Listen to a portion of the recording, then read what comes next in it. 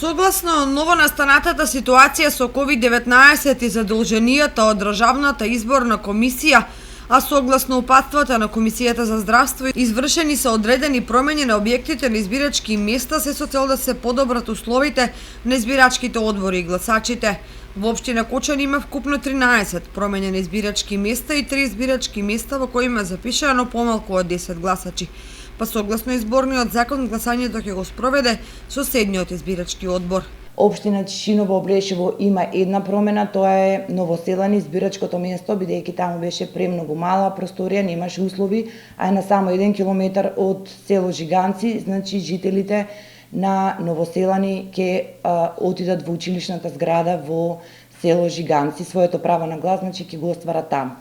Во општина Кочани има 13 промени. Во општина Кочани најпрви имаме 3 избирачки места во планинскиот регион кои што се под утврдената граница од 10 избирачи. Значи изборниот законник предвидува стрикно дека за да постои едно избирачко место неопходно е да има запишано барем 10 гласачи со право на глас. Тоа во овој случај се во село Безиково има помалку од 10 запишени, истите своето право на глас ќе го остварат во село Пресека, значи избирачкиот одбор на село Пресека ќе го спроведе гласањето и за Безиково. Понатаму село Речани исто има под 10 запишени гласачи.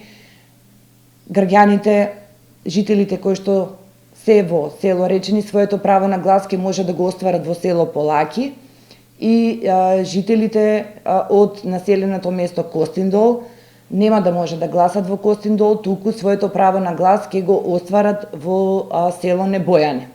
Во градот има промени на најнужните избирачки места, да кажеме, најмалку е гледано, бидејќи не е добро едно избирачко место, нели, во пресрет на изборите, граѓаните се научени каде да гласат. Значи, онаму каде што условите беа минимални, тоа е во избирачкото место 833, кое што беше лоцирано во управната зграда на комуналното јавно предпријатие Водовод. Овој пат, значи, избирачко место со број 833 се сели во пензионерите или поранешен противпожарен дом. Значи, таму веќе има едно избирачко место, претходното избирачко место е долу, а ова новото избирачко место ќе биде горе на спратот. Во салата која што мислам ја користат шахистите. Избирачите од нашето викано Белско мало, односно избирачко место со реден број 838 и 838/1, нема соодветни простори во тој дел од градот, државни објекти, поради тоа овие две избирачки места, значи, одат во средното училиште Љупчо Сантов. Во Љупчо Сантов, значи во гимназијата имаше до сега 2 избирачки места, со ова веќе стануваат 4 избирачки места. Одредена промена има и во за прв пат ќе има избирачки места и во средното училиште Ѓошо Викентиев. Значи во Ѓошо Викентиев ќе бидат сместени избирачките места со реден број 861 и 861/1.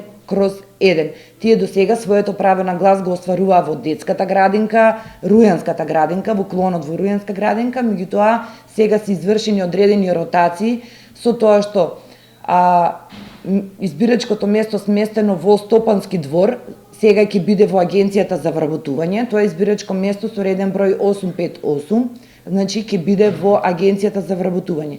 Избирачките места кои што беа сместени во Агенцијата за вработување одат во Рујанската градинка, односно тоа се 857 и 857/1, а избирачките места кои што беа сместени до сега во детската градинка, значи 861 и 861/1 ќе бидат сместени во средното училиште Ѓошо Викентиев. Во село Горни Подлог до сега се гласаше во објект на општината кој што претходно бил амбуланта, меѓутоа истиот беше премногу мал, несоодветен. Значи жителите од село Горни Подлог своето право на глас ќе може да го остварат во училиштето во истото село.